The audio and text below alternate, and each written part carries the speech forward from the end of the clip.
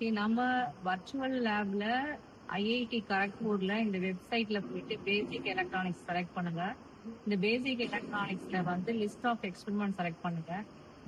List of எக்ஸ்பெரிமெண்ட்ல வந்து inverting நான் inverting select பண்ணுங்க. இதுல பாத்தீங்கன்னா உங்களுக்கு நிறைய வந்து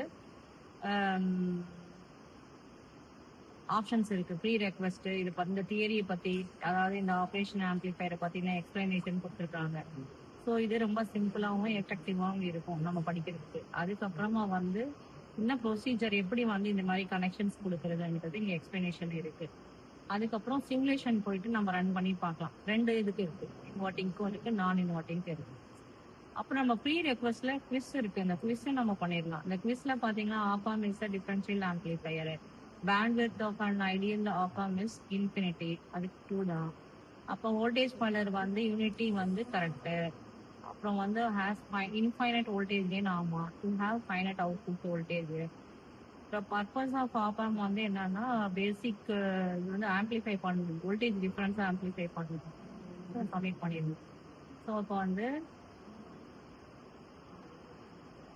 அதே மாதிரி போஸ்ட் குவிஸ் ஒன்று இருக்கு. இது நீங்க அது மாதிரி இதெல்லாம் நீங்க ட்ரை பண்ணி பாருங்க. இது என்ன வரும்?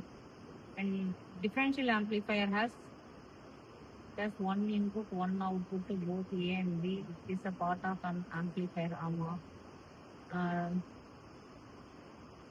With zero voltage on both the input, the op-amp ideally should have.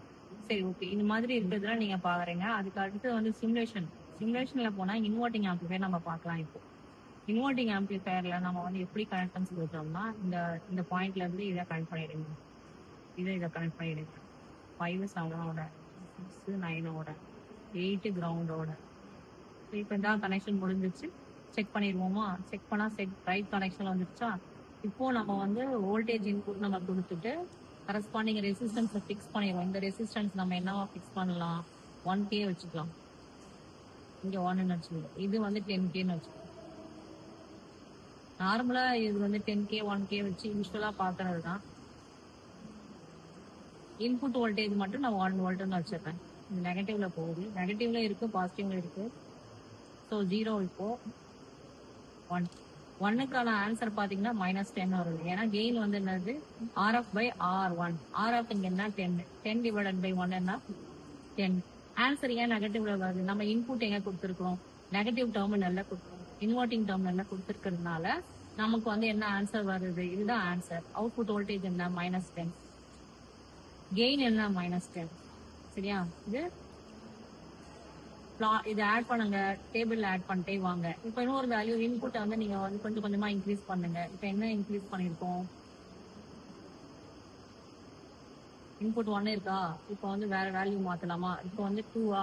சரி, 2க்கு ஆன்சர் என்ன வந்திருக்கு? அதை அப்படியே ஆட் பண்ணுங்க டேபிள்ல.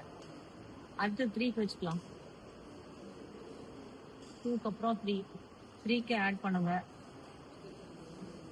4க்கு ஆட் பண்ணுங்க. 5க்கு ஆட் பண்ணுங்க. ஸோ இதை வந்து பிளாட் பண்ண சொன்னீங்கன்னா அது பிளாட் பண்ணி கொடுக்குது. இன்வெர்ஸ்லி ப்ரொபோர்ஷனல் சொல்றீங்களா? இப்போ நெகட்டிவ்ல இப்போ 1க்கு எங்க வந்திருக்கு ஆன்சரு? -10. இன்புட் 1க்கு -10, 2க்கு -20. சரியா? இங்க -10ங்கிறது மேலதான் வரும். 20 வந்து லெஸர் தென் -10. சரியா? மேல இருக்கு.